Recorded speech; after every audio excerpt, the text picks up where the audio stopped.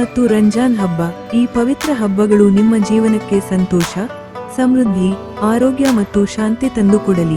ಮಾರಿಕಾಂಬಾ ದೇವಿ ಜ್ಯೋತಿಷಾಲಯ, Pandit N S Bhat, ವಿಳಾಸ city ಟಾಕಿ circle, Sharanabasaveshwara ಆಸ್ಪತ್ರೆ ಎದುರು, ರಾಯಚೂರು. ದೂರದ ಊರಿನವರಿಗೆ ಫೋನ್ನ ಮೂಲಕ ಪರಿಹಾರ ತಿಳಿಸುತ್ತಾರೆ. ನುಡಿದಂತೆ ನಡೆಯುವವರು. ಅಸಾಧ್ಯವಾದದ್ದು ಇಲ್ಲಿ ಸಾಧ್ಯ. ಸಮಸ್ಯೆ ನಿಮ್ಮದು, ಪರಿಹಾರ ನಮ್ಮದು. ಚೆನ್ನೈ ಶಾಪಿಂಗ್ ಮಾಲ್ ಅಲ್ಲಿ ಯುಗಾದಿ ಮತ್ತು ರಂಜಾನ್ ಸಂಭ್ರಮ. ನಿಮ್ಮ ಹಬ್ಬದ ಶಾಪಿಂಗ್ ಚೆನ್ನೈ ಶಾಪಿಂಗ್ ಮಾಲ್ ಅಲ್ಲಿ ಮಾಡಿ. ಬೆಳ್ಳಿ ಉಚಿತವಾಗಿ ಪಡೆಯುವುದರ ಜೊತೆಗೆ ಇನ್ನು ಹಲವು ಅದ್ಭುತ ಬಹುಮಾನಗಳನ್ನು ಉಚಿತವಾಗಿ ಪಡೆಯಿರಿ. ನಮಸ್ಕಾರ, ನೀವು ನೋಡ್ತಿದ್ದೀರಾ ಬೆಂಗನೀಸ್. ಮೊದಲಿಗೆ ಹೆಡ್ಲೈನ್ಸ್. ಜಿಲ್ಲೆಯ ವಿವಿಧೆಡೆ ಅಕಾಲಿಕ ಮಳೆ, ಸಿಡಿಲು ಬಡಿದು ಸುಟ್ಟು ಕರಕಲಾದ ತೆಂಗಿನ ಮರ. ಹವಾಮಾನ ವೈಪರೀತ್ಯ ಕುರಿತು ಕಾರ್ಯಾಗಾರ, ಮಹಿಳೆಯರು ಸದುಪಯೋಗ ಪಡಿಸಿಕೊಳ್ಳಿ. ಆಲಸಿದ್ದಪ್ಪ ಪೂಜಾರಿ. ಶಿವನಗೌಡ ವಿರುದ್ಧ ಪ್ರಕರಣ ದಾಖಲಿಸಿದರೆ ಹೋರಾಟ, ನರಸಿಂಹ್ಲು. ಹಿಂದುಳಿದ ಜಾತಿಗಳ ವಿದ್ಯಾವಂತ ಮಹಿಳೆಯರಿಗೆ ಲ್ಯಾಪ್ಟಾಪ್ ವಿತರಿಸಿ, ಸುರೇಖಾ. ಎಸ್ಎಸ್ಎಲ್ಸಿ ವಾರ್ಷಿಕ ಪರೀಕ್ಷೆ ಮೊದಲ ದಿನ 663 ವಿದ್ಯಾರ್ಥಿಗಳು ಗೈರು. ಸಚಿವ ಮಹದೇವಪ್ಪ ವಿರುದ್ಧ ಶಿವನಗೌಡ ಹೇಳಿಕೆ ಖಂಡಿಸಿ ಪ್ರತಿಭಟನೆ, ಪ್ರತಿಕೃತಿ ದಹನ. ಕಳುವಾದ ಮೊಬೈಲ್ಗಳನ್ನು ಮಾಲೀಕರಿಗೆ ಹಸ್ತಾಂತರ. ಜಿಲ್ಲೆಯಲ್ಲೂ ಹಲವೆಡೆ ಆನೆಕಲ್ಲು ಮಳೆ ಸುರಿದಿದೆ. ಸಿಡಿಲು ಬಡಿದು ವ್ಯಕ್ತಿಯೊಬ್ಬ ಸಾವನ್ನಪ್ಪಿದ ಘಟನೆ ಸಿಂಧನೂರು ತಾಲೂಕಿನಲ್ಲಿ ಜರುಗಿದೆ. ಸಿಂಧನೂರು ತಾಲೂಕಿನ ಮಲ್ಲದಗುಡ್ಡ, ಸಾಲಗುಂದ ಹಾಗೂ ಸುತ್ತಮುತ್ತಲ ಗ್ರಾಮದಲ್ಲಿ ಜೋರು ಮಳೆಯಾಗಿದೆ. ಶಿರವಾರ, ಮಾನ್ವಿ, ಲಿಂಗಸೂರು, ಅರಕೆರೆ ತಾಲೂಕಿನ ಹಲವೆಡೆಯೂ ಮಳೆಯಾಗಿದೆ. ಅರಕೆರೆ ವರದಿ. ಬಿಸಿಲಿನ ತಾಪ ಹೆಚ್ಚಿರುವ ದಿನಗಳಲ್ಲಿಯೇ ಅರಕೆರೆ ಪಟ್ಟಣದಲ್ಲಿ ಮಂಗಳವಾರ ಸಂಜೆ ಗಾಳಿ ಸಹಿತ ಗುಡುಗು, ಸಿಡಿಲು, ಮಿಂಚು ಸಮೇತ ಜೋರು ಮಳೆಯಾಗಿದೆ. ಹಲವು ಕಡೆಗಳಲ್ಲಿ ಆನೆಕಲ್ಲು ಬಿದ್ದಿವೆ. ಬೇಸಿಗೆ ಆರಂಭವಾದ ದಿನದಂದಲೂ ಪಟ್ಟಣದಲ್ಲಿ ಶೆಕೆ ಹೆಚ್ಚಿದೆ. ಮಂಗಳವಾರ ಮಳೆ ಸುರಿದ್ದರಿಂದ ಜನರು ನಿಟ್ಟುಸಿರು ಬಿಟ್ಟರು. ಆಳಜಾಡದಿನ್ನಿ ಸೀಮಂತರ ಸರ್ವೆ ನಂಬರ್ 47 ಶರೀಫ್ ಸಾಬ್ ಎಂಬುವರು ಜಮೀನಿನಲ್ಲಿ ಸಿಡಿಲು ಬಡಿದು ತೆಂಗಿನ ಮರ ಸುಟ್ಟು ಕರಕಲಾಗಿದೆ. ಸ್ವಲ್ಪ ದೂರದಲ್ಲಿ ಜಾನುವಾರು ಸೇರಿದಂತೆ ಜಮೀನಿನಲ್ಲಿ ಕುಟುಂಬ ಸದಸ್ಯರು ಇದ್ದರು. ಭಾರಿ ಅನಾಹುತದಿಂದ ಪಾರಾಗಿದ್ದಾರೆ. ಆಲಜಡದಿನ್ನಿ ಸುತ್ತಲೂ ಭಾರಿ ಮಳೆಯಾಗಿ ಜಮೀನು ಒಡ್ಡುಗಳು ನೀರಿನ ರಭಸಕ್ಕೆ ಕೊಚ್ಚಿ ಹೋಗಿವೆ. ಸಿಂಧನೂರು ತಾಲೂಕಿನ ಸಾಲಗುಂದ ಗ್ರಾಮದ ಹೊರವಲಯದ ಹೊಲದಲ್ಲಿ ಮಂಗಳವಾರ ಸಿಡಿಲು ಬಡಿದು ಯುವಕ ಒಬ್ಬ ಮೃತಪಟ್ಟಿದ್ದಾನೆ. ಸಾಲಗುಂದ ಗ್ರಾಮದ ನಿವಾಸಿ ಮಂಜುನಾಥ ಕರಿಯಪ್ಪ 25 ಮೃತಪಟ್ಟಿದ್ದಾನೆ. ಗ್ರಾಮದ ಹೊರವಲಯದಲ್ಲಿ ಹಾಕಲಾಕಿದ್ದ ಕುರಿ ಹಟ್ಟಿನಿಂದ ಊಟ ತರಲು ಮನೆಗೆ ಹೋದಾಗ ದಾರಿ ಮಧ್ಯೆ ಸಿಡಿಲು ಬಡಿದು ಸ್ಥಳದಲ್ಲೇ ಸಾವನ್ನಪ್ಪಿದ್ದಾನೆ. ನಂತರ ನಗರದ ಸಾರ್ವಜನಿಕ ಆಸ್ಪತ್ರೆಗೆ ಮೃತದೇಹವನ್ನು ರವಾನಿಸಲಾಗಿದೆ. ಘಟನೆ ಸ್ಥಳಕ್ಕೆ ಪೊಲೀಸರು ಮತ್ತು ಕಂದಾಯ ಇಲಾಖೆ ಅಧಿಕಾರಿಗಳು ಭೇಟಿ ನೀಡಿ ಪರಿಶೀಲಿಸಿದ್ದಾರೆ. ಈ ಕುರಿತು ಗ್ರಾಮೀಣ ಪೊಲೀಸ್ ಠಾಣೆಯಲ್ಲಿ ಪ್ರಕರಣ ದಾಖಲಾಗಿದೆ.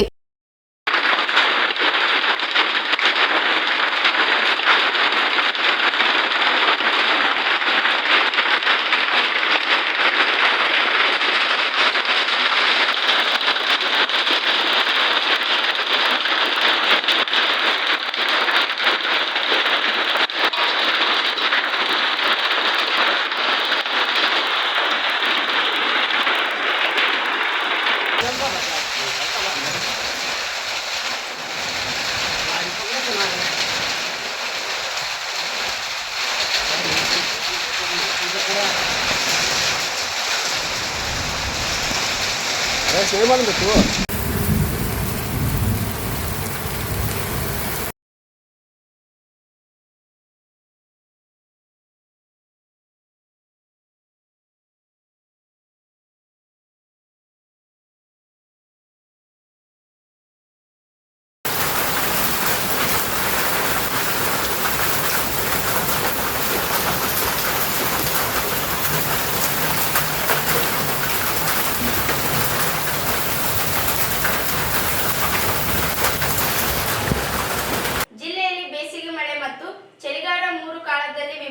ಕಾಣಬಹುದು. ವಿಪತ್ತಿನಿಂದ ನಾವು ಮುಂಜಾಗ್ರತೆ ಕ್ರಮಗಳನ್ನು ತೆಗೆದುಕೊಳ್ಳಲು ಅವಶ್ಯಕವಾಗಿದ್ದು ಕಾರ್ಯಾಗಾರದಲ್ಲಿ ಮಾಹಿತಿ ಪಡೆದುಕೊಳ್ಳಬೇಕು ಎಂದು ಜಿಲ್ಲಾ ಪಂಚಾಯತ್ ಉಪ ಕಾರ್ಯದರ್ಶಿ ಆಲಸಿದ್ದಪ್ಪ ಪೂಜಾರಿ ಹೇಳಿದರು. ಅವರಿದ್ದು ನಗರದ ಜಿಲ್ಲಾ ಪಂಚಾಯತ್ ಸಭಾಂಗಣದಲ್ಲಿ ಜಿಲ್ಲಾ ವಿಪತ್ತು ನಿರ್ವಹಣಾ ಪ್ರಾಧಿಕಾರಿ ಮತ್ತು ಮಿತ್ರ ಗ್ರಾಮೀಣ ವಿಕಾಸ ಸಂಸ್ಥೆ ವಸತಿಯಿಂದ ಹವಾಮಾನ ಬದಲಾವಣೆಯಿಂದ ಉಂಟಾಗುವ ವಿಪತ್ತುಗಳು, ಹವಾಮಾನ ವೈಪರೀತ್ಯಗಳಿಂದ ಉಂಟಾಗಿರುವ ವಿಪತ್ತುಗಳು ಕುರಿತು ಒಂದು ದಿನದ ಕಾರ್ಯಾಗಾರವನ್ನು ಉದ್ಘಾಟಿಸಿ ಮಾತನಾಡಿದರು. ಜಿಲ್ಲೆಯಲ್ಲಿ ಬೇಸಿಗೆ ಕಾಲದಲ್ಲಿ ಅತಿಯಾದ ಬಿಸಿಲು ಇರುವುದರಿಂದ ಆರೋಗ್ಯ ಮೇಲೆ ದುಷ್ಪರಿಣಾಮ ಬೀರುತ್ತಿದ್ದು ನಿತ್ಯ ಹೆಚ್ಚಿನ ಪ್ರಮಾಣದಲ್ಲಿ ನೀರು ಸೇವನೆ ಮಾಡಬೇಕು. ಹೊರಗಡೆ ಕೆಲಸ ಮಾಡುವವರು ಬೆಳಗಿನ ಸಮಯದಲ್ಲಿ ಕೆಲಸ ಮಾಡಬೇಕು. ಬಿಳಿ ಬಟ್ಟೆಯನ್ನು ಹೇರಳವಾಗಿ ಧರಿಸಬೇಕು. ಮಕ್ಕಳು ಮತ್ತು ವೃದ್ಧರನ್ನು ಕಾಳಜಿಯಿಂದ ನೋಡಿಕೊಳ್ಳಬೇಕು. ಹೆಚ್ಚು ತಂಪು ವಾತಾವರಣ ಇರುವ ಪ್ರದೇಶದಲ್ಲಿರುವಂತೆ ನೋಡಿಕೊಳ್ಳುವುದರಿಂದ ದೇಹಕ್ಕೆ ಉಷ್ಣತೆ ಕಡಿಮೆಯಾಗುತ್ತದೆ, ಆರೋಗ್ಯ ಮೇಲೆ ಪ್ರಭಾವ ಬೀರುವುದಿಲ್ಲ ಎಂದರು. ಮಳೆಗಾಲದಲ್ಲಿ ಹೆಚ್ಚಿನ ಮಳೆ ಆಗದಿದ್ದರೂ ಹೆಚ್ಚಿನ ಪ್ರವಾಹ ಜಿಲ್ಲೆಯಲ್ಲಿ ಕಾಣಬಹುದು. ಕೃಷ್ಣ ಮತ್ತು ತುಂಗಭದ್ರಾ 2 ನದಿಗಳಿವೆ. ಬೇರೆ ರಾಜ್ಯದಲ್ಲಿ ಹೆಚ್ಚಿನ ಪ್ರಮಾಣದಲ್ಲಿ ಮಳೆಯಾಗದಲ್ಲಿ ಜಿಲ್ಲೆಯಲ್ಲಿ ನದಿಗಳಿಂದ ಪ್ರವಾಹ ಉಂಟಾಗಿ ತೊಂದರೆ ಅನುಭವಿಸುತ್ತಿದ್ದೇವೆ. ಚಳಿಗಾಲದಲ್ಲಿಯೂ ಸಹ ಬೆಳಗ್ಗೆ ಮತ್ತು ಸಂಜೆ ಹೆಚ್ಚಿನ ಪ್ರಮಾಣದಲ್ಲಿ ಚಳಿ ಇರುತ್ತದೆ. ಜಿಲ್ಲೆಯಲ್ಲಿ ಹೆಚ್ಚಿನ ಪ್ರಮಾಣದಲ್ಲಿ ಹವಾಮಾನ ವೈಪರೀತ್ಯಗಳನ್ನು ಕಾಣಬಹುದು ಎಂದರು. ಮಿತ್ರ ಗ್ರಾಮೀಣ ವಿಕಾಸ ಸಂಸ್ಥೆ ವಸತಿಯಿಂದ ವಿಪತ್ತು ಕುರಿತು ಹಮ್ಮಿಕೊಂಡಿದ್ದ ಕಾರ್ಯಾಗಾರ ಮತ್ತು ನಮ್ಮ ಜಿಲ್ಲೆ ಅತಿ ಅವಶ್ಯಕವಾಗಿದ್ದು ಕಾರ್ಯಾಗಾರದ ಸದುಪಯೋಗ ಪಡಿಸಿಕೊಳ್ಳಬೇಕೆಂದು ತಿಳಿಸಿದರು.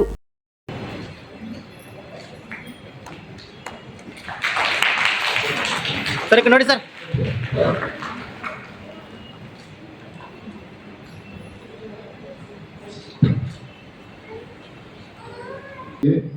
ಈಗಾಗಲೇ ನಿಮ್ಗೆ ಒಂದು ಬುಲೆಟಿನ್ ನಾವು ಒಂದು ಪತ್ರಿಕಾ ಪ್ರಕಟಣೆ ಹೊರಡಿಸಲಾಗಿದೆ.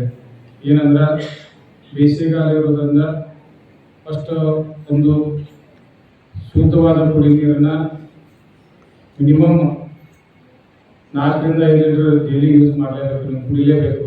ನಮ್ಮ ನೀರಿಳಿಕೆ ಇರಲಿ ಬೇಕಾದ್ರೆ ಇರದೇ ಇರಲಿ, ಅದು ಕಂಪಲ್ಸರಿ ನೀವು ಮಾಡಲೇಬೇಕು. ಎರಡನೇದು ಮಧ್ಯಾಹ್ನ ಅಂದ್ರೆ 1 ಗಂಟೆಯಿಂದ ಅಥವಾ 12 ಗಂಟೆಯಿಂದ 4 ಗಂಟೆ ತನಕ ಆದಷ್ಟು ಹೊರಗೆ ಹೋಗೋದಕ್ಕೆ ಅವಾಯ್ಡ್ ಮಾಡಿ, ಹೊರಗೆ ಹೋಗಲೇಬೇಡಿ. ಮತ್ತು ನೀವು ಕೆಲಸ ಮಾಡ್ಬೇಕಂದ್ರೆ ಹೊರಗೆ ಕೆಲಸ ಮಾಡಲು ಬೆಳಗ್ಗೆ ಕೆಲಸ ಮಾಡ್ರಿ ಮತ್ತು ಸಾಯಂಕಾಲ ಕೆಲಸ ಮಾಡ್ರಿ. ಇದೇನಿದು. ಮತ್ತು ಇನ್ನೊಂದು 3ನೇ ಪಾಯಿಂಟು, ಬಟ್ಟೆಗಳನ್ನ ಆದಷ್ಟು ಬಿಳಿಯಾದ ಬಟ್ಟೆಯಲ್ಲ, ವೈಟ್ ಬಟ್ಟೆನ ನಿಮ್ಮ ಬಟ್ಟೆ ತೊಡಲಿಕ್ಕೆ ಟ್ರೈ ಮಾಡ್ರಿ ಮತ್ತು ಅದನ್ನ ಜಾಸ್ತಿ ಯೂಸ್ ಮಾಡ್ರಿ. 3ನೇದು ವಯಸ್ಸಾದವರು ಅಥವಾ ಸಣ್ಣ ಮಕ್ಕಳು ಆದಷ್ಟು ಸ್ವಲ್ಪ ಅವರಿಗೆ ಹೆಚ್ಚು ಕಾಳಜಿ ವಹಿಸ್ರಿ. ನಿಮ್ಮ ಮನೆಯಲ್ಲಿ ಇರ್ತಕ್ಕಂಥ ಚಿಲ್ಡ್ರನ್ಸ್ ಇರ್ಬೋದು ಮತ್ತು ವಯಸ್ಸಾದ ಇರ್ಬೋದು, ಸ್ವಲ್ಪ ಅವ್ರಿಗೆ ಹೆಚ್ಚು ಗಮನ ಕೊಡ್ರಿ. ಇನ್ನು ನಮ್ಮ ಈ ಡಿಸಾಸ್ಟರ್ ಮ್ಯಾನೇಜ್ಮೆಂಟ್, ಹವಾಮಾನ ವೈಪರೀತ್ಯದ ಬಗ್ಗೆ ಹೇಳ್ಬೇಕಂದ್ರೆ ನಾವು ಇಡೀ ನಮ್ಮ ಜಗತ್ತನ್ನ ಈಗ ಅನುಭವಿಸ್ತಕ್ಕಂಥದ್ದು ಫಸ್ಟ್ ನಾವು ಇಡೀ ಜಗತ್ತಿರ್ಬೋದು ಎಲ್ಲ ದೇಶಗಳು ಫಸ್ಟ್ ಅಜೆಂಡಾ ಅಂದ್ರೆ ನಮ್ಮ ದೇಶದ ಪ್ರಗತಿಯಲ್ಲಿ ಫಸ್ಟ್ ಅಜೆಂಡಾ ಇರ್ಬೋದಂದ್ರೆ ಇದನ್ನೊಂದು ಹವಾಮಾನ ವೈಪರೀತ್ಯ. ಎಲ್ಲ ದೇಶಗಳ ಸಮಸ್ಯೆ ಇದು. ಇದು ನಮ್ದು ಇಂಡಿಯನ್ಸ್ ಅಂತಾನಲ್ಲ, ಅದರಲ್ಲಿ ಇಂಡಿಯನ್ಸ್ ಅದರಲ್ಲಿ ನಮ್ಮ ದೇಶದಲ್ಲಿ 3ನೇ ಸ್ಥಾನ ಇರ್ಬೋದು. ರಾಜಸ್ಥಾನ ಇರ್ಬೋದು, ಗುಜರಾತ್ ಅಂದ್ಬಿಟ್ರೆ ನಮ್ಮದೇ ಹವಾಮಾನ ವೈಪರೀತ್ಯದಲ್ಲಿ. ಅದರಲ್ಲಿ ಬೇಸಿಗೆಯಲ್ಲಿ ಹೆಚ್ಚು ಅಂದ್ರೆ ಏನಂದ್ರೆ ಮರುಭೂಮಿ ಇರ್ತಲ್ಲ, ಮರುಭೂಮಿ ಅಂತ ಅಥವಾ ಒಣ ಹವೆ ಇರ್ತಕ್ಕಂಥ ಪ್ಲೇಸ್ ಅಂದ್ರೆ ನಮ್ದು. ಅದರಲ್ಲಿ ನಮ್ಮ ಕರ್ನಾಟಕದಲ್ಲಿ ಕಲ್ಯಾಣ ಕರ್ನಾಟಕದಲ್ಲಿ ಅದರಲ್ಲಿ ನಮ್ಮ ರಾಯಚೂರು ಇದು ಹಾಟ್ ಪ್ಲೇಸ್ ಅಂತಲ್ಲ, ಬಿಸಿಯಾದ ಪ್ಲೇಸ್. ಅದಕ್ಕಾಗಿ ಮಿತ್ರ ಗ್ರಾಮೀಣ ವಿಕಾಸ ಸಂಸ್ಥೆ ನಿರ್ದೇಶಕ ವಿಜಯ್ ಕುಮಾರ್ ಮಾತನಾಡಿ, ನಮ್ಮ ಸಂಸ್ಥೆ ವಸತಿಯಿಂದ ಕಳೆದ 12 ವರ್ಷಗಳಿಂದ ಗ್ರಾಮೀಣಾಭಿವೃದ್ಧಿ ಮತ್ತು ಮಹಿಳಾ ಸಂಘಟನೆಗಳ ಸಹಕಾರ ಸೇರಿದಂತೆ ಹಲವು ಕೆಲಸಗಳನ್ನು ಮಾಡಿದೆ. ಮಹಿಳೆಯರು ರೈತರಿಗೆ ಕೃಷಿಯಲ್ಲಿ ಆಗುತ್ತಿರುವ ತೊಂದರೆಗಳ ಕುರಿತು ಮಾಹಿತಿ ನೀಡಿ ಸಮಸ್ಯೆಗಳ ಪರಿಹಾರ ಕಂಡುಕೊಳ್ಳಲು ಮಾಹಿತಿ ನೀಡುವ ಕೆಲಸ ಮಾಡಿದೆ. ಇದೀಗ ಹವಾಮಾನ ವೈಪರೀತ್ಯಗಳಿಂದ ಆಗುವ ತೊಂದರೆ ಮತ್ತು ವಿಪತ್ತುಗಳಿಂದ ಮುಂಜಾಗೃತಾ ಕ್ರಮ ಕೈಗೊಳ್ಳಬೇಕು ಕಾರ್ಯಕ್ರಮ ಹಮ್ಮಿಕೊಂಡಿದೆ ಎಂದರು. ಅದನ್ನು ಹೇಗೆ ಎದುರಿಸಬೇಕು, ಹೇಗೆ ನಾವು ಅದನ್ನ ಸಿದ್ಧತೆ ಆಗಬೇಕಾಗೋಸ್ಕರ ಅನ್ನುವಂಥದ್ದು ವಿಚಾರ ಗೋಷ್ಠಿಯನ್ನ ಮತ್ತು ತಿಳುವಳಿಕೆ ಸಭೆಯನ್ನು ಮಾಡಲಿಕ್ಕೆ ತಮ್ಮನ್ನ ಕರೆಸಲಾಯಿತು. ನಾವು ಮಿತ್ರ ಗ್ರಾಮೀಣ ವಿಕಾಸ ಸಂಸ್ಥೆ ವತಿಯಿಂದ ಸುಮಾರು 10 ವರ್ಷಗಳಿಂದ ಮಹಿಳಾ ಅಭಿವೃದ್ಧಿ, ಕೃಷಿ ಮತ್ತು ಆರೋಗ್ಯ, ಸಮುದಾಯ ಅಭಿವೃದ್ಧಿ ಮುಂತಾದ ಕ್ಷೇತ್ರಗಳಲ್ಲಿ ನಾವು ಸುಮಾರು 10 ರಿಂದ 12 ವರ್ಷಗಳ ತನಕ ಕಾರ್ಯನಿರ್ವಹಿಸುವಂತ ಅನುಭವ ಇದೆ. ನಾವು ನಮ್ಮ ಸಂಸ್ಥೆ ವತಿಯಿಂದ ಸುಮಾರು ಈ ಜಿಲ್ಲೆಯಲ್ಲಿ ಬಹಳ ಕಡಿಮೆ, ನಾವು ಬೇರೆ ಬೇರೆ ಜಿಲ್ಲೆಗಳಲ್ಲಿ ಸ್ವಸಹಾಯ ಸಂಘಗಳನ್ನ ಸುಮಾರು 500 ಸ್ವಸಹಾಯಗಳನ್ನ ರಚನೆ ಮಾಡಿದಂತ ಒಂದು ಘನತೆಯನ್ನು ನಾವು ಅಂದುಕೊಂಡಿದ್ದೀವಿ. ಸುಮಾರು 5 ಕೋಟಿ ಮೈಕ್ರೋ ಫೈನಾನ್ಸ್ ಮಾಡ್ತಕ್ಕಂಥ ಚಿಂತಕರು ಕೂಡ ನಾವು ಹೇಳಬಹುದು. ಹೀಗಾಗಿ ನಾವೆಲ್ಲ ನಮ್ಮ ಗ್ರಾಮೀಣ ಪ್ರದೇಶದ ಬಡ ಜನರಾಗಿರ್ಬೋದು, ಬಲಹೀನ ವರ್ಗದವರಾಗಿರ್ಬೋದು, ದುರ್ಬಲ ವರ್ಗದವರಾಗಿರ್ಬೋದು, ಅವರೆಲ್ಲರಿಗೆ ಈ ಒಂದು ವಿಕೋಪಗಳು ಎದು ಬಂದಾಗ ಯಾವ ಕಷ್ಟವನ್ನು ಅನುಭವಿಸ್ತಾರೆ, ಯಾವ ತೊಂದರೆಗಳನ್ನು ಅನುಭವಿಸ್ತಾರೆ, ಅದಕ್ಕೆ ಏನು ಪರಿಹಾರ, ಅದನ್ನು ಹೇಗೆ ಎದುರಿಸಬೇಕಂತ ವಿಚಾರಗಳನ್ನ ನಿಮಗೆ ತಿಳಿಸ್ಲಿಕ್ಕೆ ನಾವು ಕರೆದಿರುವಂತದ್ದು. ನಮ್ಮೆಲ್ಲರ ಮನವಿಗೆ ತಾವೆಲ್ಲರೂ ಬಂದಿದ್ದು ಕೂಡ ಸಂತೋಷವಾದಂತ ವಿಷಯ. ಹಾಗಾಗಿ ಇವತ್ತು ನಮ್ಗೆ ಈ ಒಂದು ವಿಪತ್ತುಗಳು, ನಮ್ಗೆ ಕೃಷ್ಣಾ ನದಿ ಹರಿತಾ ಇದೆ, ತುಂಗಭದ್ರಾ ನದಿ ಹರಿತಾ ಇದೆ, ಮತ್ತು ಬಿಸಿಲಿನ ತಾಪನೂ ಜಾಸ್ತಿ ಇದೆ. ನಮ್ಮಲ್ಲಿ ಕೆಪಿಸಿಎಲ್ ಇದೆ, ಅಲ್ಲಿ ತುಂಬಾ ಧೂಳು ಮುಕ್ತ ಮನೆಗಳು ಆಗಿಬಿಟ್ಟಿದ್ದೇವೆ. ಅಲ್ಲಿ ಒಂದ್ಸಲ ನಾವು ಹೋದ್ರೆ ಗೊತ್ತಾಗುತ್ತೆ, ಬರೇ ಧೂಳ. ಅಲ್ಲಿ ಹೋದ್ರೆ ಯಾವ್ದಾದ್ರು ಅಂಟು ರೋಗಗಳು ಬಂದ್ಬಿಡ್ತವೆ. ನಮಗೆ ಧೂಳಿನಿಂದಲೇ ಸಾಕಷ್ಟು ಸಾಂಕ್ರಾಮಿಕ ರೋಗಗಳು ನಮಗೆ ಸಂಭವಿಸುವಂತದ್ದು ಕೂಡ ನಾವು ಮನಗಣಬೇಕಾಗಿದೆ. ಸೊ ಆ ಧೂಳಿನಿಂದ ಮುಕ್ತರನ್ನಾಗಬೇಕಾದ್ರೆ ನಾವೇನು, ಅದು ಕೂಡ ಒಂದು ವಿಪತ್ತಿನ ಕೆಳಗೆ ಬರುತ್ತೆ. ಒಂದು ಬಿಸಿಲಿನ ತಾಪ, ಅದು ಕೂಡ ಒಂದು ವಿಪತ್ತು. ಪ್ರವಾಹ ಬಂದಾಗ ನೀರಿನಿಂದ ಪ್ರಾಣ ನಷ್ಟ ಆಗ್ತವೆ, ಪಶುಗಳು ಪ್ರಾಣ ನಷ್ಟ ಆಗ್ತದೆ, ಮತ್ತು ನೀರು, ನೈರ್ಮಲ್ಯ, ಸ್ವಚ್ಛತೆ ಎಲ್ಲವೂ ಕೂಡ ಹಾಳಾಗಿ ಹೋಗುತ್ತೆ. ಈ ವೇಳೆ ಆಡಳಿತ ತರಬೇತಿ ಸಂಸ್ಥೆಯ ಸಂಪನ್ಮೂಲ ವ್ಯಕ್ತಿ ಡಾಕ್ಟರ್ JR ಪರಮೇಶ್ವರ್ ಅವರು ಕಾರ್ಯಕ್ರಮವನ್ನು ಉದ್ದೇಶಿಸಿ ಮಾತನಾಡಿದರು. ಈ ಸಂದರ್ಭದಲ್ಲಿ ಶ್ರೀಶಕ್ತಿ ಒಕ್ಕೂಟದ ಅಧ್ಯಕ್ಷೆ ಈರಮ್ಮ, ಕಾರ್ಯದರ್ಶಿ ಶ್ರೀದೇವಿ ಶ್ರೀನಿವಾಸ್, ವಲಯ ವ್ಯವಸ್ಥಾಪಕ ಪ್ರಕಾಶ್ ರೆಡ್ಡಿ, ಶ್ಯಾಮ್ಯುಯಲ್ ಸೇರಿದಂತೆ ಅನೇಕರಿದ್ದರು. ಮಾಜಿ ಸಚಿವ ಕೆ. ಶಿವನಗೌಡ ನಾಯಕ್ ಸಚಿವ ಮಾದೇವಪ್ಪ ಅವರ ವಿರುದ್ಧ ಮಾತನಾಡಿರುವುದು ಆಕ್ರೋಶಭರಿತವಾಗಿಯೇ ಹೊರತು ಉದ್ದೇಶಪೂರ್ವಕವಾಗಲ್ಲ. ಶಿವನಗೌಡ ನಾಯಕ್ ವಿರುದ್ಧ ಪೊಲೀಸರು ಪ್ರಕರಣವನ್ನು ದಾಖಲಿಸಿದರೆ ಮುಂದಿನ ದಿನಗಳಲ್ಲಿ ಉಗ್ರ ಹೋರಾಟ ನಡೆಸಲಾಗುವುದು ಎಂದು ಕರ್ನಾಟಕ ದಲಿತ ಸಂಘಟನೆಗಳ ಒಕ್ಕೂಟದ ಜಿಲ್ಲಾ ಸಂಚಾಲಕ ಎಸ್. ನರಸಿಂಹಲು ಹೇಳಿದರು. ಅವರಿದ್ದು ಮಾಧ್ಯಮಗೋಷ್ಠಿ ಉದ್ದೇಶಿಸಿ ಮಾತನಾಡಿ, ರಾಜ್ಯದಲ್ಲಿ ಒಳ ಮೀಸಲಾತಿ ಜಾರಿ ವಿಚಾರ ದಿನೇ ದಿನೇ ಹೊಸ ತಿರುವುಗಳನ್ನು ಪಡೆಯುತ್ತಿದ್ದು, ಆಯಿಂದ ನಾಯಕ ಎಂದು ಹೇಳಿಕೊಳ್ಳುವ ರಾಜ್ಯದ ಮುಖ್ಯಮಂತ್ರಿ ಸಿದ್ದರಾಮಯ್ಯ ಒಳ ಮೀಸಲಾತಿ ಜಾರಿಗೊಳಿಸಲು ತೀರಾ ವಿಳಂಬ ಮಾಡುತ್ತಿದ್ದು, ಈ ವಿಚಾರವಾಗಿ ಮಾರ್ಚ್ 8ರಂದು ಚಿತ್ರದುರ್ಗದಲ್ಲಿ ನಡೆದ ಸಮಾವೇಶದಲ್ಲಿ ಸಮಾಜ ಕಲ್ಯಾಣ ಸಚಿವರ ವಿರುದ್ಧ ಕೆ. ಶಿವನಗೌಡ ನಾಯಕ್ ಅವರು ಆಕ್ರೋಶ ಭರಿತವಾದ ಮಾತುಗಳನ್ನಾಡಿದ್ದು, ಯಾವುದೇ ರೀತಿಯಾಗಿ ವ್ಯಕ್ತಿಗತ ಮಾತುಗಳನ್ನಾಡಿಲ್ಲ. ಆದರೆ ಕೆಲವರು ಕೆ. ಶಿವನಗೌಡ ನಾಯಕ್ ವಿರುದ್ಧ FIR ದಾಖಲಿಸಲು ಮುಂದಾಗಿದ್ದಾರೆ. ಒಂದು ವೇಳೆ ಪೊಲೀಸರು ಶಿವನಗೌಡ ನಾಯಕ್ ವಿರುದ್ಧ ಪ್ರಕರಣ ದಾಖಲಿಸಿದರೆ ಸಂಘಟನೆಯಿಂದ ಉಗ್ರ ಹೋರಾಟ ಹಮ್ಮಿಕೊಳ್ಳಲಾಗುವುದು. ಒಂದು ವೇಳೆ ಹೋರಾಟದಿಂದ ಹಾನಿ ಉಂಟಾದರೆ ಅದಕ್ಕೆ ಪೊಲೀಸರೇ ನೇರ ಹೊಣೆಯಾಗುತ್ತಾರೆ ಎಂದರು. ಈ ಹಿಂದೆ ಹಲವು ಸಚಿವರು, ಶಾಸಕರು ತೊಡೆ ತಟ್ಟಿ ಸರ್ಕಾರ ವಿರುದ್ಧ ಮಾತನಾಡಿದ್ದಾರೆ. ಅಂತವರ ಮೇಲೆ ಯಾವುದೇ ಕ್ರಮ ಕೈಗೊಳ್ಳದೆ ಸರ್ಕಾರ ಒಳ ಮೀಸಲಾತಿಯಲ್ಲಿ ಪರಿಶಿಷ್ಟ ಜಾತಿ ಹಾಗೂ ಪರಿಶಿಷ್ಟ ಪಂಗಡಕ್ಕೆ ಆದ ಅನ್ಯಾಯದ ವಿರುದ್ಧ ಮಾತನಾಡುವ ಶಿವನಗೌಡ ನಾಯಕ್ ಅವರ ಮೇಲೆ ಕ್ರಮ ಏಕೆ ಎಂದು ಪ್ರಶ್ನಿಸಿದರು.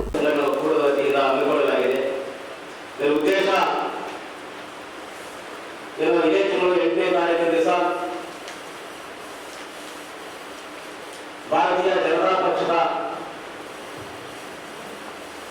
ಪರಿಶಿಷ್ಟ ಜಾತಿ ಮತ್ತು ಪರಿಶಿಷ್ಟ ವರ್ಗಗಳ ಸಮುದಾಯಗಳ ಸಭೆಯನ್ನು ಚಿತ್ರದುರ್ಗದಲ್ಲಿ ಹಮ್ಮಿಕೊಳ್ಳಲಾಗಿತ್ತು. ಈ ಸಭೆಯಲ್ಲಿ ಎಲ್ಲ ಜಾತಿಯ ಪರಿಶಿಷ್ಟ ಜಾತಿಯಲ್ಲಿರುವ ಒಂದು ಜಾತಿಯ ಮುಖಂಡರುಗಳು, ಪರಿಶಿಷ್ಟ ಪಂಗಡದ 53 ಜಾತಿಗಳ ಮುಖಂಡರುಗಳು ಭಾಗವಹಿಸಿ ರಾಜ್ಯ ಸರ್ಕಾರ ಏನು ಒಳ ಮೀಸಲಾತಿ ವಿಷಯವಾಗಿ ನಿರ್ಲಕ್ಷ್ಯ ಧೋರಣೆ ಮಾಡಿರುವುದರಿಂದ ಆ ಸಭೆಯನ್ನು ಹಮ್ಮಿಕೊಳ್ಳಲಾಗಿತ್ತು. ಆ ಸಭೆಯಲ್ಲಿ ಹಲವಾರು ಸಚಿವರು, ಮಾಜಿ ಸಚಿವರು, ಮಾಜಿ ಶಾಸಕರು ಕೂಡ ಭಾಗವಹಿಸಿ ತಮ್ಮದೇ ಆಗಿರ್ತಕ್ಕಂಥ ವ್ಯಕ್ತಿತ್ವವನ್ನು ರೂಢಿಸಿಕೊಂಡು ಸರ್ಕಾರ ವಿರುದ್ಧ ಮಾತನಾಡಿದರು. ಅದು ಪ್ರತಿಪಕ್ಷದ ಧರ್ಮ ಕೂಡ. ಮಾತನಾಡುವ ಸಂದರ್ಭದಲ್ಲಿ ನಮ್ಮ ಜಿಲ್ಲೆಯ ಮಾಜಿ ಶಾಸಕರು ಕೆ. ಶಿವನಗೌಡ ನಾಯಕರು ಕೂಡ ಆಕ್ರೋಶಭರಿತವಾಗಿ ಏನು ಸಮುದಾಯಕ್ಕೆ ಕಳೆದ 30 ವರ್ಷಗಳಿಂದ ಮಾದಿಗ ಸಮುದಾಯ ಮತ್ತು ಮಾದಿಗ ಸಂಬಂಧಿತ ಸಮುದಾಯಗಳು ಸುಮಾರು 35 ವರ್ಷಗಳಿಂದ ಒಳ ಮೀಸಲಾತಿ ಜಾರಿಗಾಗಿ ಹೋರಾಟವನ್ನು ಮಾಡಿಕೊಂಡು ಬರ್ತಾ ಇತ್ತು. ಆಳುವ ಸರ್ಕಾರ ಹಲವಾರು ಆಶ್ವಾಸನೆಗಳನ್ನು ಕೊಡಿ. ಮೊದಲನೇ ಸಲನೇ ಸರ್ಕಾರ ಬಂದರೆ ಮೊದಲನೇ ಅಧಿವೇಶನದಲ್ಲಿ ನಾವು ಒಳ ಮೀಸಲಾತಿಯನ್ನು ಜಾರಿ ಮಾಡಬೇಕು ಅಂತ ಆಶ್ವಾಸನೆ ನೀಡಿದೆ. ಆದರೂ ಕೂಡ 3 ವರ್ಷಗಳಾದರೂ ಕೂಡ ಇನ್ನೂ ಮೀನಾಮೇಷವನ್ನು ನಡೆಸ್ತಾ ಇದೆ. ಉದ್ದೇಶ ಈ ತಾನೇ ಅವರು ಒಂದು ವಿಷಯವನ್ನು ಹೇಳ್ತಾರೆ, ಹೈಕೋರ್ಟ್ 56% ಮೀಸಲಾತಿ ಮೀರಬಾರದು ಡೈರೆಕ್ಷನ್ ಕೊಟ್ಟಿದೆ. ಹಾಗಾಗಿ ಹಳೆ ಮೀಸಲಾತಿ ಅಡಿಯಲ್ಲಿ ನಾವು 56,432 ಹುದ್ದೆಗಳನ್ನು ನೇಮಕ ಮಾಡ್ತೀವಿ. ಈ ವಿಷಯ ಪರಿಶಿಷ್ಟ ಜಾತಿ ಮತ್ತು ಪರಿಶಿಷ್ಟ ಪಂಗಡಗಳು ಕೂಡ ಮರಣ ಶಾಸನವಾಗಿದೆ. ಆ ವಿಷಯವನ್ನು ಮನದಲ್ಲಿಟ್ಟುಕೊಂಡು ಮಾನ್ಯ ಮಾಜಿ ಸಚಿವರು ಒಂದು ಮಾತನ್ನು ಹೇಳ್ತಾರೆ, ಕುಲಕ್ಕೆ ಕುಲವಿದೆ, ನೀರಿಗೆ ಪಾಚವಿದೆ ಅಂತ. ಯಾಕಂದ್ರೆ ಆ ಸಮುದಾಯದ ನಾವು ಇಲ್ಲಿ ವ್ಯಕ್ತಿಗತವಾಗಿ ಆಲೋಚನೆ ಮಾಡೋ ಅಗತ್ಯ ಇಲ್ಲ. ಇಡೀ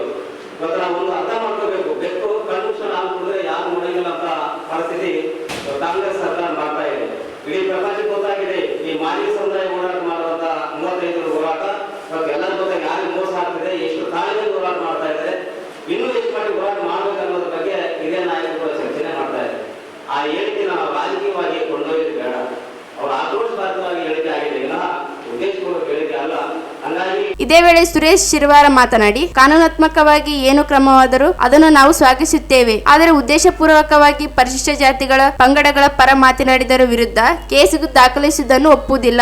ಘಟನೆ ನಡೆದಿದ್ದು ಚಿತ್ರದುರ್ಗದ, ಆದರೆ ಅಲ್ಲಿನ ಠಾಣೆಗಳಲ್ಲಿ ಯಾವುದೇ ದೂರುಗಳಿಲ್ಲ ಎಂದು ತಿಳಿಸಿದರು.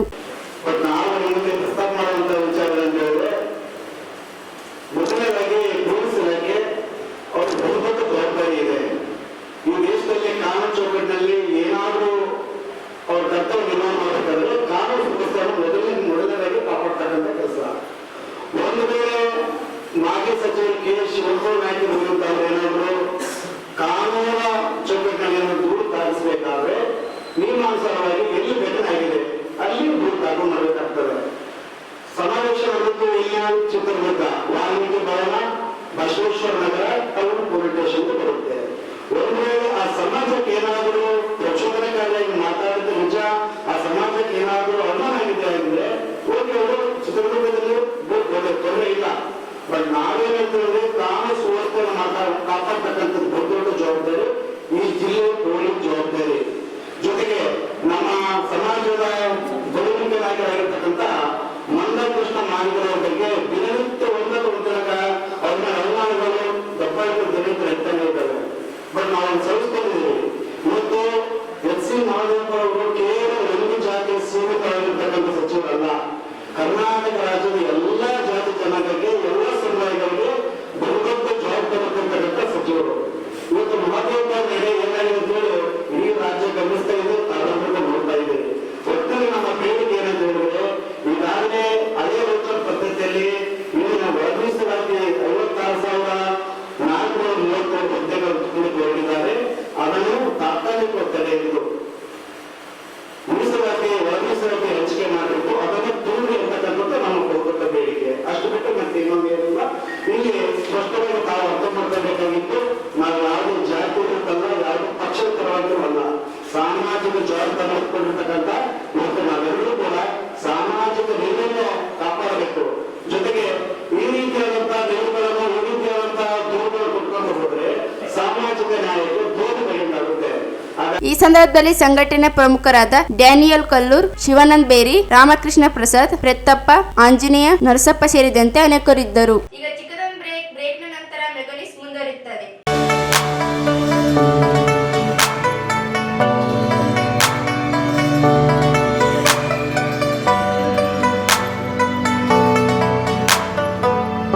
ಯುಗಾದಿ ಮತ್ತು ರಂಜಾನ್ ಹಬ್ಬ, ಈ ಪವಿತ್ರ ಹಬ್ಬಗಳು ನಿಮ್ಮ ಜೀವನಕ್ಕೆ ಸಂತೋಷ, ಸಮೃದ್ಧಿ, ಆರೋಗ್ಯ ಮತ್ತು ಶಾಂತಿ ತಂದುಕೊಡಲಿ.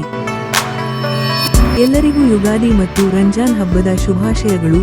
ಶುಭಾಶಯ ಕೋರುವವರು ವಿಧಾನ ಪರಿಷತ್ ಸದಸ್ಯ ಹಾಗೂ ಕೆಪಿಸಿಸಿ ಕಾರ್ಯಾಧ್ಯಕ್ಷ ಎ. ವಸಂತಕುಮಾರ್.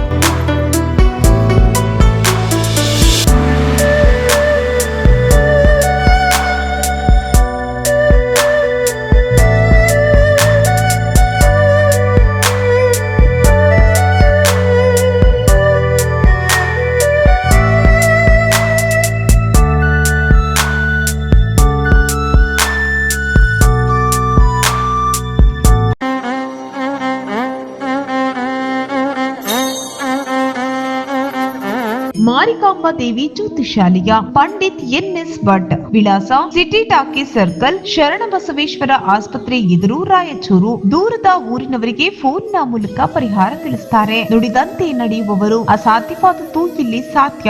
ಸಮಸ್ಯೆ ನಿಮ್ಮದು, ಪರಿಹಾರ ನಮ್ಮದು. ಸ್ತ್ರೀ ಪುರುಷ ವಶೀಕರಣ ಸ್ಪೆಷಲಿಸ್ಟ್. ನಿಮ್ಮ ಜೀವನದ ಸಮಸ್ಯೆಗಳಾದ ವಿದ್ಯಾಭ್ಯಾಸದಲ್ಲಿ ತೊಂದರೆ, ಸಾಲಬಾಧೆ, ವ್ಯಾಪಾರದಲ್ಲಿ ತೊಂದರೆ, ವಿವಾಹ ಅಡೆತಡೆ, ಆರೋಗ್ಯದಲ್ಲಿ ತೊಂದರೆ, ಶತ್ರುಗಳ ಕಿರಿಕಿರಿ, ಮಾಟ ಮಂತ್ರ, ಸ್ತ್ರೀ ಪುರುಷ ವಶೀಕರಣ, ಮನೆಯಲ್ಲಿ ಅಶಾಂತಿ, ಇಷ್ಟಪಟ್ಟವರು ನಿಮ್ಮಂತಾಗಲು, ಅತ್ತೆ ಸೊಸೆ ಕಿರಿಕಿರಿ, ಗಂಡ ಹೆಂಡತಿ ಸಮಸ್ಯೆ, ಇನ್ನು ಎಲ್ಲೂ ಹೇಳಿಕೊಳ್ಳಲಾಗದಂತಹ ನಿಮ್ಮ ನಿಗೂಢ ಸಮಸ್ಯೆಗಳಿಗೆ ಶಾಶ್ವತ ಪರಿಹಾರ ಶತಸಿದ್ಧ. 3 ದಿನದಲ್ಲಿ ಶಾಶ್ವತ ಪರಿಹಾರ ಶತಸಿದ್ಧ. ಮಕ್ಕಳ ವಿದ್ಯಾಭ್ಯಾಸಕ್ಕಾಗಿ ಸರಸ್ವತಿ ಯಂತ್ರ, ಮಾಂಗಲ್ಯ ಭಾಗ್ಯಕ್ಕಾಗಿ ಸ್ವಯಂವರ ಕವಚ, ಧನ ಪ್ರಾಪ್ತಿಗೆ ಸ್ತ್ರೀಲಕ್ಷ್ಮಿ ಕವಚ, ವಾಸ್ತು ದೋಷ ನಿವಾರಣೆಗೆ ಅಷ್ಟದರಿದ್ರ ನಿವಾರಣಾ ಕವಚ. ಇನ್ನು ನಿಮ್ಮ ಯಾವುದೇ ಸಮಸ್ಯೆಗಳಿದ್ರೂ ಕೇವಲ 3 ದಿನದಲ್ಲಿ ಪರಿಹಾರ ಶತಸಿದ್ಧ. ಈಗಲೇ ಸಂಪರ್ಕಿಸಿ 8861952825. ಚೆನ್ನೈ ಶಾಪಿಂಗ್ ಮಾಲ್ ಅಲ್ಲಿ ಯುಗಾದಿ ಮತ್ತು ರಂಜಾನ್ ಸಂಭ್ರಮ. ನಿಮ್ಮ ಹಬ್ಬದ ಶಾಪಿಂಗ್ ಚೆನ್ನೈ ಶಾಪಿಂಗ್ ಮಾಲ್ ಅಲ್ಲಿ ಮಾಡಿ ಬೆಳ್ಳಿ ಉಚಿತವಾಗಿ ಪಡೆಯುವುದರ ಜೊತೆಗೆ ಇನ್ನು ಹಲವು ಅದ್ಭುತ ಬಹುಮಾನಗಳನ್ನು ಉಚಿತವಾಗಿ ಪಡೆಯಿರಿ. ಕುಟುಂಬ ಸದಸ್ಯರಿಗೆ ಬೇಕಾದ ಎಲ್ಲಾ ಪ್ರಕಾರದ ಅತ್ಯಾಧುನಿಕ ಫ್ಯಾಷನ್ ವಸ್ತ್ರಗಳ ಶಾಪಿಂಗ್ ಜೊತೆಗೆ ಅಬ್ಬರಿಸುವ ಸ್ಪಾಟ್ ಗಿಫ್ಟ್ಸ್ ಉಚಿತವಾಗಿ ಪಡೆಯಿರಿ. ಬೇಗ ಬನ್ನಿ, ಇಂದೇ ನಿಮ್ಮ ಹಬ್ಬದ ಶಾಪಿಂಗ್ ಅನ್ನು ಚೆನ್ನೈ ಶಾಪಿಂಗ್ ಮಾಲ್ ಅಲ್ಲಿ ಮಾಡಿ. The Chennai shopping mall, station road, Raichur. ಬ್ರೇಕ್ನ ನಂತರ ಮೆಗಾನ್ಯೂಸ್ಗೆ ಸ್ವಾಗತ. ರಾಜ್ಯ ಸರ್ಕಾರ ಇತ್ತೀಚೆಗೆ ಮಂಡಿಸಿದ ಬಜೆಟ್ನಲ್ಲಿ ಮಹಿಳಾ ಸಬಲೀಕರಣಕ್ಕಾಗಿ ಒಂದು ಸಮುದಾಯ ವಿದ್ಯಾವಂತ ಮಹಿಳೆಯರಿಗೆ 50,000 ಲ್ಯಾಪ್ಟಾಪ್ ಘೋಷಣೆ ಮಾಡಿದ್ದು, ಇದೇ ಮಾದರಿಯಲ್ಲಿ ಹಿಂದುಳಿದ ಜಾತಿಗಳಿಗೆ ಸೇರಿದ ವಿದ್ಯಾವಂತ ಮಹಿಳೆಯರಿಗೂ ಲ್ಯಾಪ್ಟಾಪ್ ವಿತರಣೆ ಮಾಡಬೇಕೆಂದು ಹಿಂದುಳಿದ ಜಾತಿಗಳ ಒಕ್ಕೂಟದ ಉಪಾಧ್ಯಕ್ಷೆ ಸುರೇಖಾ ಹೇಳಿದರು. ಅವರಿದ್ದು ಮಾಧ್ಯಮಗೋಷ್ಠಿ ಉದ್ದೇಶಿಸಿ ಮಾತನಾಡಿ, ಮಾರ್ಚ್ 6ರಂದು ರಾಜ್ಯ ಸರ್ಕಾರದ ಮುಖ್ಯಮಂತ್ರಿ ಸಿದ್ದರಾಮಯ್ಯವರು 2026-27ನೇ ಸಾಲಿನ ಆಯವ್ಯಯ ಬಜೆಟ್ ಮಂಡಿಸಿದ್ದು, ಅದರಲ್ಲಿ 50,000 ರೂಪಾಯಿ ವಿದ್ಯಾವಂತ ಮಹಿಳೆಯರಿಗೆ ಲ್ಯಾಪ್ಟಾಪ್ ವಿತರಣೆ ಮಾಡುವುದಾಗಿ ಹೇಳಿರುವುದು ಸ್ವಾಗತಾರ್ಹವಾಗಿದೆ. ಆದರೆ ಈ ಸೌಲಭ್ಯ ಕೇವಲ ಒಂದು ಸಮುದಾಯ ಮಹಿಳೆಯರಿಗೆ ಮಾತ್ರ ನೀಡಲಾಗಿದ್ದು, ಪ್ರವರ್ಗ 1 ಮತ್ತು ಪ್ರವರ್ಗ A2ದಲ್ಲಿ ಸಾಕಷ್ಟು ವಿದ್ಯಾವಂತ ಮಹಿಳೆಯರಿದ್ದು ಅವರಿಗೆ ಲ್ಯಾಪ್ಟಾಪ್ ವಿತರಿಸುವ ಕಾರ್ಯಕ್ರಮವನ್ನು ಹಮ್ಮಿಕೊಳ್ಳಬೇಕು ಎಂದರು. ಕಾಂಗ್ರೆಸ್ ಸರ್ಕಾರ ಅಧಿಕಾರಕ್ಕೆ ಬರಲು ಅತಿ ಹಿಂದುಳಿದ ಜನಾಂಗದ ಮಾತುಗಳ ನಿರ್ಣಾಯಕ ಪಾತ್ರವನ್ನು ವಹಿಸಿದ್ದು, ಈ ಬಾರಿಯ ಬಜೆಟ್ನಲ್ಲಿ ಈ ಜಾತಿಗಳ ಜನಾಂಗಕ್ಕೆ ಯಾವುದೇ ಕಾರ್ಯಕ್ರಮಗಳಿಲ್ಲ. ಆದ್ದರಿಂದ ಹಿಂದುಳಿದ ಜಾತಿಗಳ ಮಹಿಳೆಯರಿಗೆ ಲ್ಯಾಪ್ಟಾಪ್ ಹಾಗೂ ಜಿಲ್ಲೆಯಲ್ಲಿ ಬಾಲಕಿಯರ ಮೆಟ್ರಿಕ್ ನಂತರದ ವಿದ್ಯಾರ್ಥಿಗಳಿಗಾಗಿ 4 ವಿದ್ಯಾರ್ಥಿ ನಿಲಯಗಳನ್ನು ಮಂಜೂರು ಮಾಡಬೇಕೆಂದು ಮನವಿ ಮಾಡಿದರು.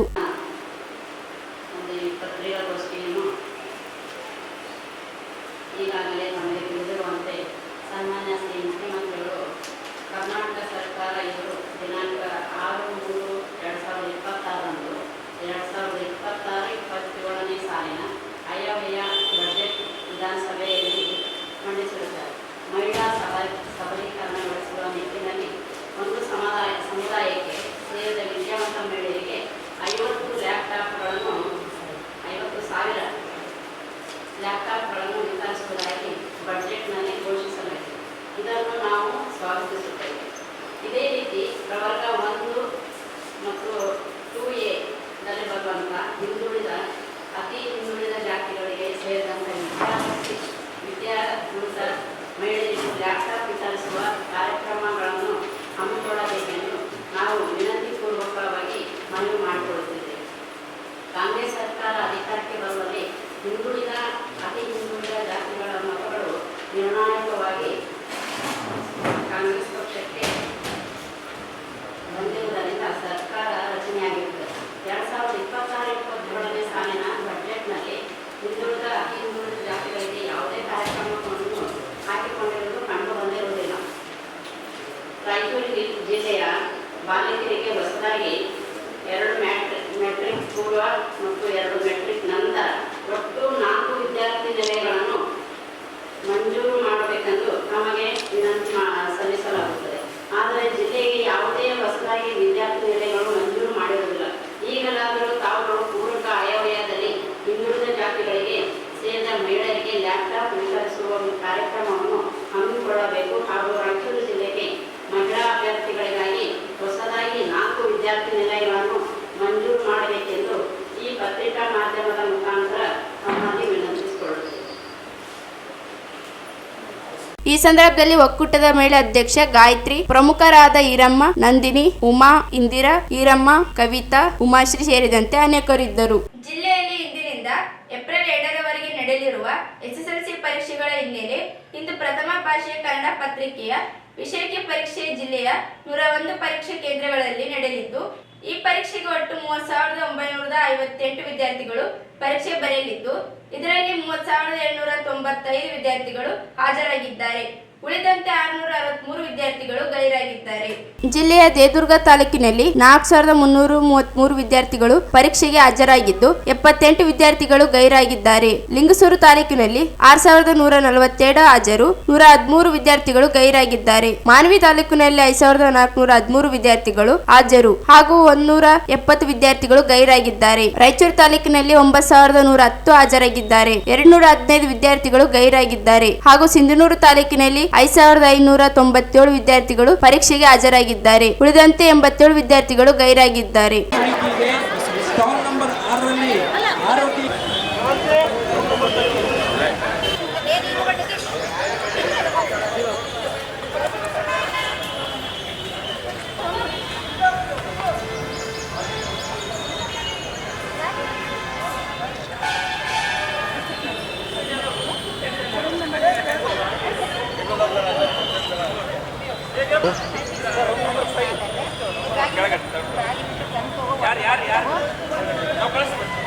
ದಯವಿಟ್ಟು ಇಲ್ಲಿ ಒಳಗಡೆ ರೂಮ್ ಹೋಗು.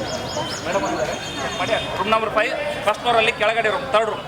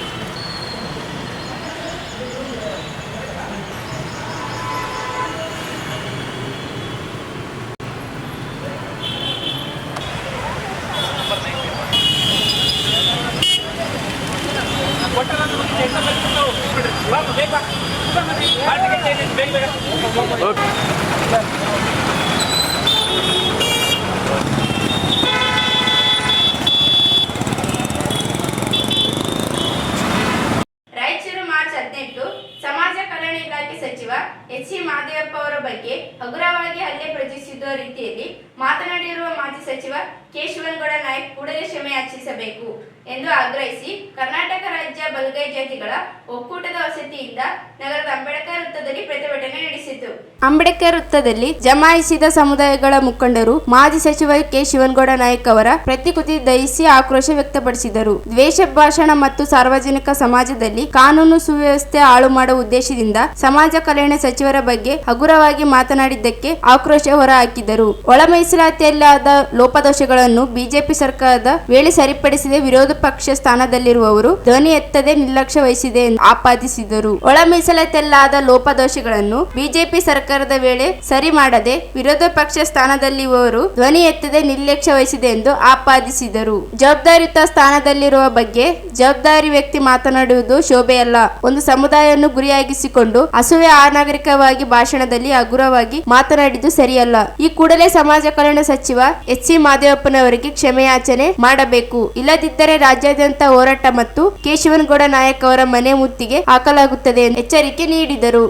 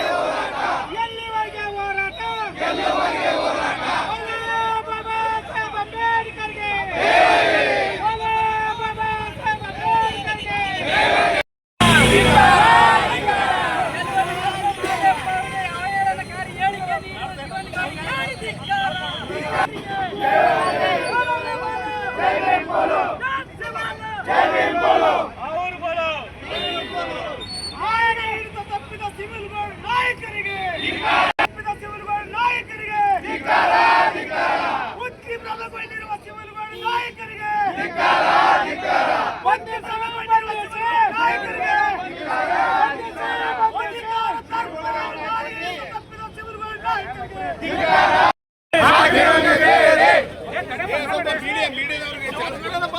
ನಾಯಕರಿಗೆ ಸ್ವಲ್ಪ ನೀವು ऑटो वाला अच्छा है, ऑटो वाला अच्छा है, फोटो फोटो तेगे, फोटो तेगे,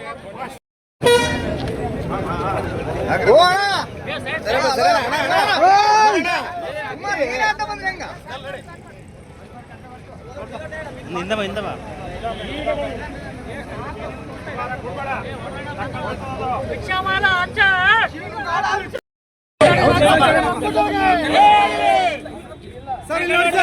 ಸರ್ ಸರ್ ಸರ್ ಕರ್ನಾಟಕ ಬಲಗೈ ಸಮಾಜಕ್ಕೆ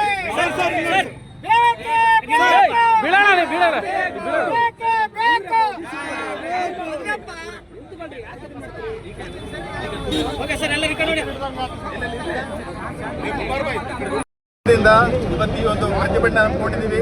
ಈ ಪ್ರತಿಭಟನೆಗೆ ಎಲ್ಲರೂ ಕೂಡ ಇವತ್ತು ಬೆಂಬಲವನ್ನು ಕೊಟ್ಟಿದ್ದಾರೆ. ಇದರ ಉದ್ದೇಶ ಇಷ್ಟೇ, ಏನು ಚಿತ್ರದುರ್ಗದಲ್ಲಿ ಅವರು ಮಾತಾಡ್ತಕ್ಕಂಥ ಅವೇಳನಕಾರಿ ಮಾತಾಡಿದ್ದಾರೆ, ಏನು ಸಮಾಜ ಕಲ್ಯಾಣ ಸಚಿವರ ನಮ್ಮ ಸಮುದಾಯದ ಸಚಿವರನ್ನ ಕಪಾಳ ಮೋಕ್ಷ ಮಾಡ್ತೀವಿ ಅನ್ನೋ ಮಾತಾಡ್ತಾ ಇದ್ದಾರೆ.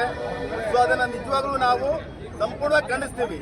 ಈಗಾಗಲೇ ನಮ್ಮ ಮುಖಂಡರು ಮಾತಾಡ್ದಂಗೆ ಅವರು ಬಹಿರಂಗವಾಗಿ ಕ್ಷಮೆ ಯಾಚನೆ ಮಾಡಲಿಲ್ಲ ಅಂತ ಹೇಳಿದ್ರೆ ಡೆಫಿನೆಟ್ ಆಗಿ ಅವರು ರಾಯಚೂರಿನಲ್ಲಿರುವಂಥ ಮನೆ ಆಗಿರ್ಬೋದು ಅಥವಾ ಅರಕೆರೆದಲ್ಲಿರುವಂಥ ಮನೆ ಆಗಿರ್ಬೋದು ಮುತ್ತಿಗೆ ಹಾಕುವಂಥ ಕೆಲಸವನ್ನು ಮಾಡ್ತೀವಿ. ಒಬ್ಬ ಪರಿಶಿಷ್ಟ ಜಾತಿ ಪರಿಶಿಷ್ಟ ಪಂಗಡಗಳು ಅಣ್ಣ ತಮ್ಮರಾಗಿರ್ಬೇಕಾಗಿರೋರು ನಾವು ಯಾರನ್ನೋ ಮೆಚ್ಚಿಸಲಿಕ್ಕೆ ಯಾವುದೋ ಸಮುದಾಯನ ಓಲೈಸಲಿಕ್ಕೆ ಈ ರೀತಿ ತುಚ್ಛವಾದ ಮಾತುಗಳನ್ನು, ನೀಚವಾದ ಮಾತುಗಳನ್ನು ಒಬ್ಬ ಮಾಜಿ ಶಾಸಕ ಮತ್ತು ಮಾಜಿ ಒಬ್ಬ ಮಂತ್ರಿ ಮಾತಾಡ್ತಾರೆ ಅಂದ್ರೆ ನಿಜವಾಗಲೂ ಆ ಒಂದು ಸ್ಥಾನಕ್ಕೆ ಅಗೌರವ ತರುವಂಥ ನಾಲಾಯಕ ಶಿವನಗೌಡ ನಾಯಕ್ ಅಂತೇಳಿ ಈ ಮೂಲಕ ಹೇಳಕ್ಕೆ ಇಷ್ಟಪಡ್ತೀನಿ. ನಿಮಗೆ ಒಂದು ವಾರ ಗಡುವು ಕೊಡ್ತೀವಿ. ಇನ್ನು ಕೇಸ್ ನೀವೇನಾದರೂ ಕ್ಷಮೆ ಕೇಳಿಲ್ಲ ಅಂದ್ರೆ ಮುಂದಿನ ಹೋರಾಟ ನಮ್ದು ಉಗ್ರ ಹೋರಾಟ ಆಗುತ್ತೆ. ಆ ಹೋರಾಟಕ್ಕೆ ಏನೇ ಆಗುವಗಳಾದ್ರೆ, ಕಾನೂನು ತೊಡಕುಗಳಾದ್ರೆ ಅಥವಾ ಕಾನೂನು ಸುವ್ಯವಸ್ಥೆ ಹದಗೆಟ್ರೆ ಅದಕ್ಕೆ ನೇರ ಕಾರಣ ಶಿವನಗೌಡ ನಾಯಕ್ ಅಂತೇಳಿ ಜಿಲ್ಲಾಡಳಿತ ಮತ್ತು ಜಿಲ್ಲಾ ಪೊಲೀಸ್ ವರಿಷ್ಠಾಧಿಕಾರಿಗಳು ಇದನ್ನ ತಿಳ್ಕೊಳ್ಬೇಕಂತೇಳಿ ನಾನು ಅವ್ರಿಗೆ ಹೇಳಕ್ ಇಷ್ಟಪಡ್ತೀನಿ. ಪ್ರತಿಭಟನೆಯಲ್ಲಿ ಒಕ್ಕೂಟದ ಜಿಲ್ಲಾ ಕಾರ್ಯಾಧ್ಯಕ್ಷ K E Kumar, R Ramakrishna, Jagannath Sunkari, N Venkatesh Arolikar, R Basavaraj, Anjaneya Kobbin, Maruti, Shivaraj Janekal, Naresha, Yallappa, Nallappa, Babu K Vijay Garle, Shashidhar ಸೇರಿದಂತೆ ಅನೇಕ ಭಾಗವಹಿಸಿದರು. ನಗರದ ಸರ್ದಾರ್ ಬಜಾರ್ ಪೊಲೀಸ್ ಠಾಣೆಯಲ್ಲಿ ವ್ಯಾಪ್ತಿಯಲ್ಲಿ ಕಳೆದು ಹೋದ ಫೋನ್ಗಳನ್ನು ಪತ್ತೆ ಹಚ್ಚಿ ಹೆಚ್ಚುವರಿ ಪೊಲೀಸ್ ವರಿಷ್ಠಾಧಿಕಾರಿ ಕುಮಾರಸ್ವಾಮಿ ನೇತೃತ್ವದಲ್ಲಿ ಮಾಲೀಕರಿಗೆ ಹಸ್ತಾಂತರ ಮಾಡಲಾಯಿತು. ಕಳೆದ ಹೋದ ಮೊಬೈಲ್ಗಳಿಗೆ ಸಂಬಂಧಿಸಿದಂತೆ ಬಂದ ದೂರುಗಳ ಆಧಾರದಲ್ಲಿ ತನಿಖೆ ಕೈಗೊಂಡ ಪೊಲೀಸರು ಕೇಂದ್ರ ಸರ್ಕಾರದ ಸಿಇಐಆರ್ ಪೋರ್ಟಲ್ ಸಹಾಯದಿಂದ ಒಟ್ಟು 24 ಮೊಬೈಲ್ಗಳನ್ನು ಪತ್ತೆ ಹಚ್ಚಿದ್ದಾರೆ. ಸಿಕ್ಕ ಮೊಬೈಲ್ಗಳ ಒಟ್ಟು ಮೌಲ್ಯವು ಸುಮಾರು 4.30 ಲಕ್ಷ ಎಂದು ಅಂದಾಜಿಸಲಾಗಿದ್ದು, ಇವುಗಳನ್ನು ವಿವಿಧ ಸ್ಥಳಗಳಿಂದ ಟ್ರ್ಯಾಕ್ ಮಾಡಿ ವಶಪಡಿಸಿಕೊಳ್ಳಲಾಗಿದೆ. ತಾವು ಕಳೆದುಕೊಂಡ ಮೊಬೈಲ್ಗಳನ್ನು ಮರಳಿ ಪಡೆದ ನಾಗರಿಕರು ಪೊಲೀಸ್ ಇಲಾಖೆ ಕಾರ್ಯಕ್ಕೆ ಕೃತಜ್ಞತೆ ವ್ಯಕ್ತಪಡಿಸಿದರು. ಈ ಸಂದರ್ಭದಲ್ಲಿ ಅಧಿಕಾರಿಗಳ ಸಾರ್ವಜನಿಕರಿಗೆ ಮೊಬೈಲ್ ಕಳೆದು ಹೋದ ಕೂಡಲೇ ಪೊಲೀಸ್ ಠಾಣೆಯಲ್ಲಿ ದೂರು ನೀಡುವುದು ಹಾಗೂ ಸಿಇಐಆರ್ ಪೋರ್ಟಲ್ನಲ್ಲಿ ದಾಖಲಿಸುವುದು ಅಗತ್ಯವೆಂದು ತಿಳಿಸಿದರು.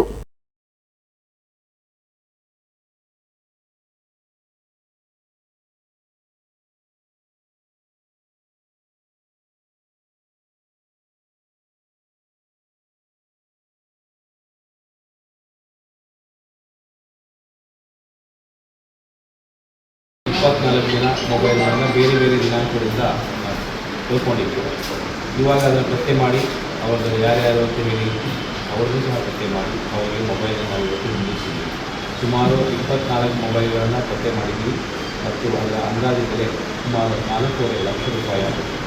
ಹಾಗಾಗಿ ಅವರಿಗೆ ಯಾರ್ಯಾರಿಗೆ ನಾವು ಮೊಬೈಲ್ನ ವಾಪಸ್ ಕೊಟ್ಟಿದ್ದೀವಿ ಅವರಿಗೆ ಖುಷಿಯಾಗಿದೆ. ಮತ್ತು ಇದಕ್ಕೆಲ್ಲ ಕಾರಣಕರ್ತ ಆಗಿದ್ದು ನಮ್ಮ ಸದರ್ ಬಜಾರ್ ಪೊಲೀಸ್ ಸ್ಟೇಷನ್ನ ಅಧಿಕಾರಿಗಳು ಮತ್ತು ಸಿಬ್ಬಂದಿಗಳು, ಮುಖ್ಯವಾಗಿ ಇನ್ಸ್ಪೆಕ್ಟರ್ ಮತ್ತು ಅದನ್ನು ನಮ್ಮದೇನು ಕೋರ್ಟ್ ಇದೆಯೋ ಅದರಲ್ಲಿ ಪತ್ತೆ ಮಾಡುತ್ತಾ ನಮ್ಮ ಸಿಬ್ಬಂದಿಯವರು ಅವರ ಸಹಕಾರದಿಂದ ಅವತ್ತು 24 ಮೊಬೈಲ್ಗಳನ್ನು ಪತ್ತೆ ಮಾಡಿದ್ದೀವಿ ಮತ್ತು ಅವರಿಗೆಲ್ಲರನ್ನು ತಿಳಿಸಿದ್ದೀವಿ.